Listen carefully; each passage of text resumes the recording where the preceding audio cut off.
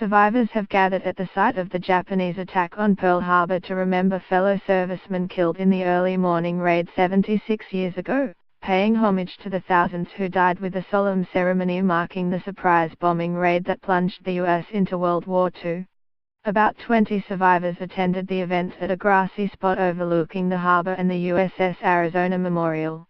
They were joined by about 2,000 Navy sailors, officials and members of the public. Gilbert Mayer, who lived through the December 7, 1941, bombing, said he returned to pay his respects to his shipmates from the USS Utah, and say a prayer for them.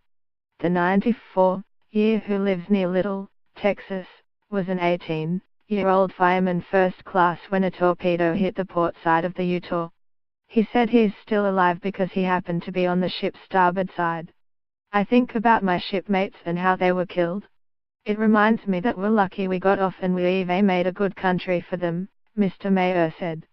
Mr. Mayer later served in the battles at Attu, Kiska, Iwo Jima and Okinawa. He witnessed Japan's surrender in 1945 from the deck of the USS Detroit in Tokyo Bay. Herbert Elfring remembered hearing bombs explode and first thought the explosions were U.S. training exercises.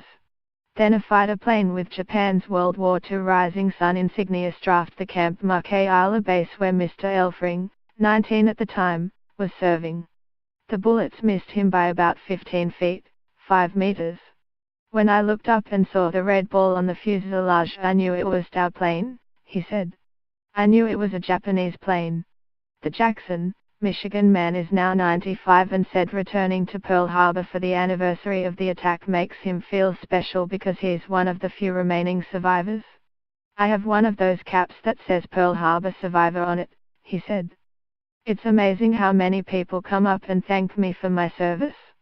Mr. Elfring was in the military for the entire war, serving in Fiji, the Solomon Islands and the Philippines. When it ended, he went to the University of Michigan on the GI Bill, worked for a gas and electric company and raised family of 5.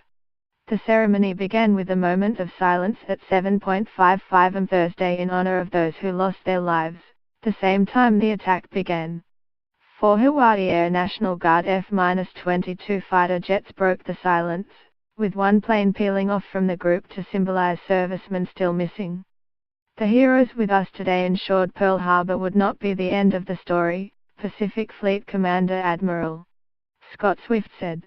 Instead of retreating from the fight, America's Pacific Fleet dug in its heels.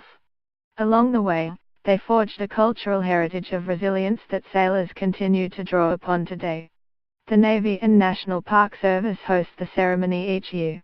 Usually, a Pacific Fleet vessel with sailors manning the rails passes by the USS Arizona Memorial during the event.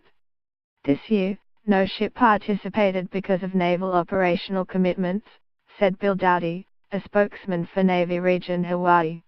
More than 2,300 servicemen were killed in the assault by Japanese air police.